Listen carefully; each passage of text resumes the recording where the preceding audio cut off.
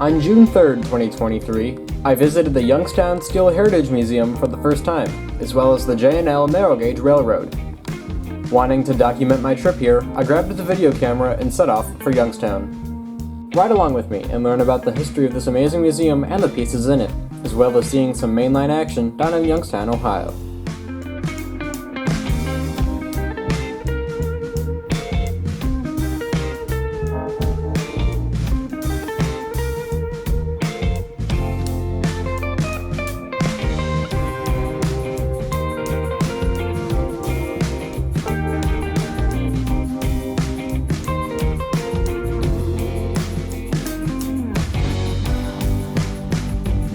Upon arriving, the first thing we noticed was one of two ex-Conrail bay window cabooses out front. This caboose now acts as a ticket counter and station for the narrow gauge excursions. Entering the main building, the first thing your eyes will go to is this massive contraption in the center of the room. This is known as a Tod Engine.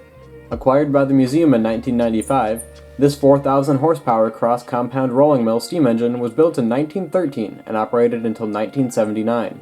Before they had higher horsepower electric motors to drive rolling mills, these massive steam engines were used to roll out galvanized steel, and were very revolutionary given the time period.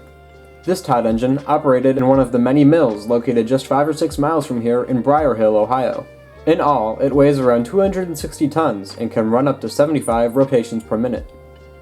You may also notice the overhead crane, which was built by the Morgan Engineering Company in 1893. This may be one of the oldest electric overhead cranes in the United States. Your $8 admission into the museum is also a free ticket to ride the Jones and Laughlin narrow gauge railroad.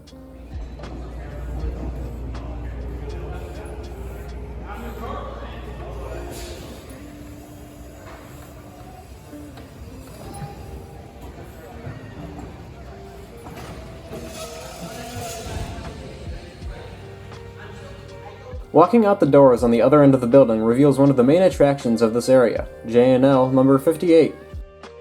The Jones and Laughlin Steel Corp number 58 was a 23-inch narrow gauge 040T steam locomotive built in July of 1937 by the H.K. Porter Company in Pittsburgh, Pennsylvania. J&L 58 is one of 7 such locomotives, numbered 57 through 63, built between 1937 and 1945. And are the heaviest, by axle loading, 2-foot narrow gauge locomotives built for American railroads. With over 16,000 pounds of tractive effort and a weight and working order of 93,000 pounds, the J&L Porters had the ability to move thousands of tons of iron ingot mold trains on a daily basis. 58 was purchased in 2014 by the Youngstown Steel Heritage Foundation and was moved to Youngstown on December 30th, 2014. The locomotive was restored, converted to 24-inch gauge, and returned to operation in 2019. As you may have noticed, I've been talking a lot about how this is a narrow gauge railroad. But what is a narrow gauge railroad? First, we must learn what a track gauge is. The majority of railroads in the United States operate at a standard gauge. Standard gauge means that there is 4 feet and 8.5 inches between each rail. All major railroads using the same gauge allows for easy interchanging of products on rail cars. Anything smaller than a standard gauge is considered to be narrow gauge. There are different types of narrow gauge too. What we see here in front of us is a 2-foot railroad, such as the J&L. Out west, the most common narrow gauge is 3 feet, such as this on the Durango and Silverton Railroad. As I mentioned earlier, this locomotive is classified as an 040T. This is referring to the wheel arrangement: 0 pilot wheels, 4 drive wheels, 2 on each side, and 0 trailing wheels. The T stands for tank engine, which means the coal tender is attached to the locomotive. All steam locomotives are classified this way, and as another example, here's the famous nickel plate road number 765, which has a 2-8-4 wheel arrangement, 2 pilot wheels, 8 drive wheels, and 4 trailing wheels. Notice how there's no T after that, as the tender is a separate unit from the locomotive.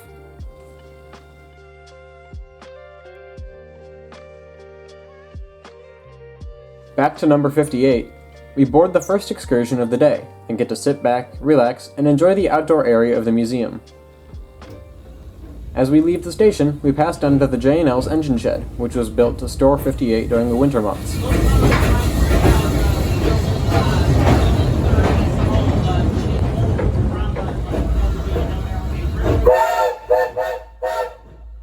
Just past that, and to our right, we see two very unique pieces of equipment. This oddly shaped rail car sitting next to the narrow gauge line is called a cling-type hot metal car.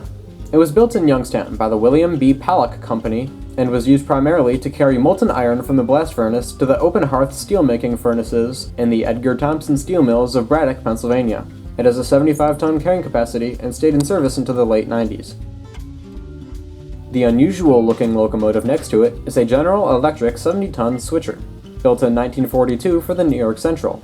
These engines were not built for switching freight cars, as one might think, but instead for switching passenger cars around terminals. As you can see in this close-up, they were built with diaphragm buffers to protect the passenger cars while being moved around. Once delivered, the locomotive wound up being slower and underpowered, and by 1953 it was retired from service. It was donated to the museum in 2007 from a salvage company. Across the tracks, alongside the museum building, is this Baldwin Locomotive Works engine, which was built in 1912 and was used at the Whiskey Island ore docks in Cleveland, Ohio. Most of the ore unloading facilities that had Hewlett unloaders had this style of locomotive that would be used to push strings of ore jennies around for loading. They are rather unusual, being at 42.5-inch track gauge, along with two more rails in the middle for an electrical pickup. Back to the train ride, we are approaching Laughlin Junction. As seen here, we pass a few sets of signals and prepare to make the tackle up the 6% grade to the end of the line.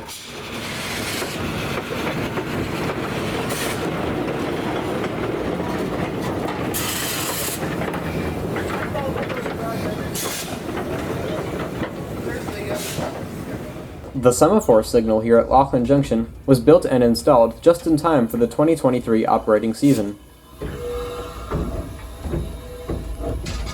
The conductor gets out, pushes the green or red button, depending on which direction of travel is desired, and then the switch changes.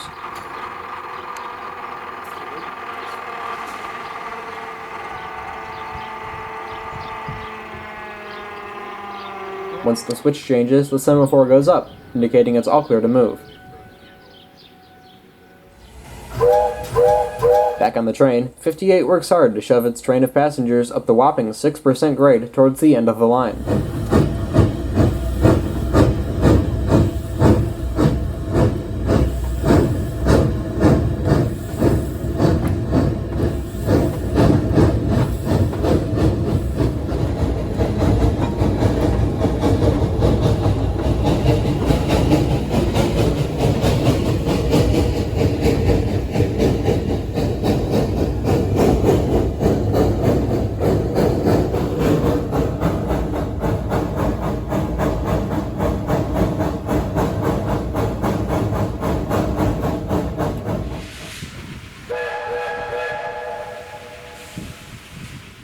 During each excursion, the crew runs up and down the hill twice, allowing for riders to experience the ride for as long as possible.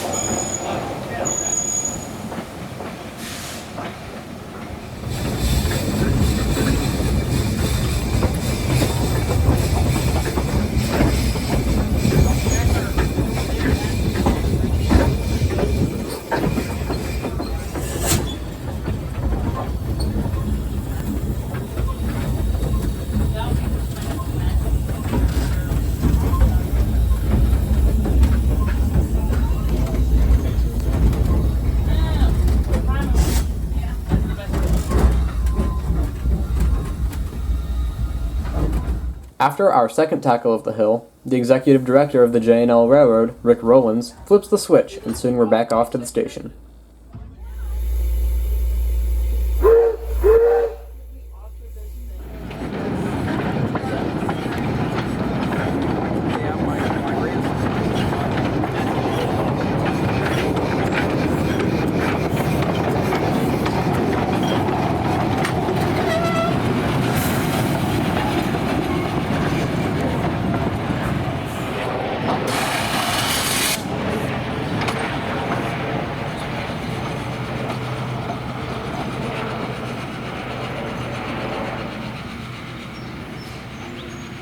After we disembarked from our ride, the staff and crew would get off as well for a lunch break. This gave us more opportunities to explore the grounds of the museum. Something that caught my eye during the ride were these two other Porter locomotives, number 57 and 60. I'm not sure what the plans are for number 60, but I've heard talk of the museum possibly restoring number 57 in the future. Sitting next to them is something I found pretty interesting, a flatbed truck trailer converted to haul 24-inch railroad equipment. With a great morning at the Youngstown Steel Heritage Museum in the bag, we drive a few miles over towards downtown Youngstown and set up underneath the Center Street Bridge for some mainline action on CSX's Newcastle subdivision. Here at Center Street, the Norfolk Southern Youngstown line crosses the CSX at grade. We first see a CSX local heading back east to Newcastle, Pennsylvania with a solo GP40-2 in the lead.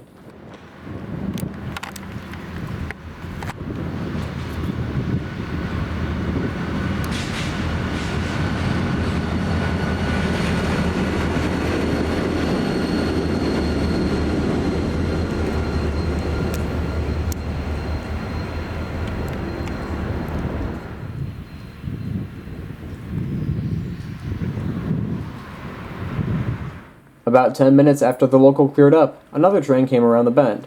This time it was eastbound CSX B454 from Bensonville, Illinois, bound for Newell, Pennsylvania. On point would be a set of foreign power, a Union Pacific AC 44000 CW, and a Norfolk Southern SD70M-2, which was recently pulled out of storage and reactivated.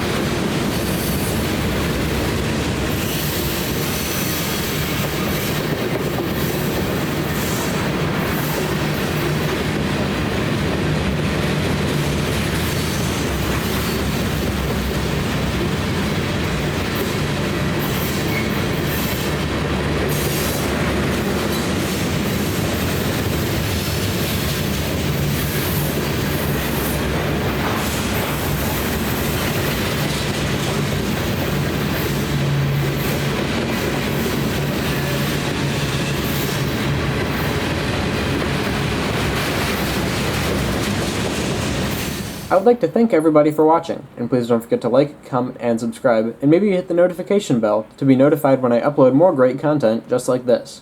I also encourage you to go check out the Youngstown Steel Heritage Museum for yourself in person. To find out when they're open and when they're operating number 58, go check out their website at youngstownsteel.org.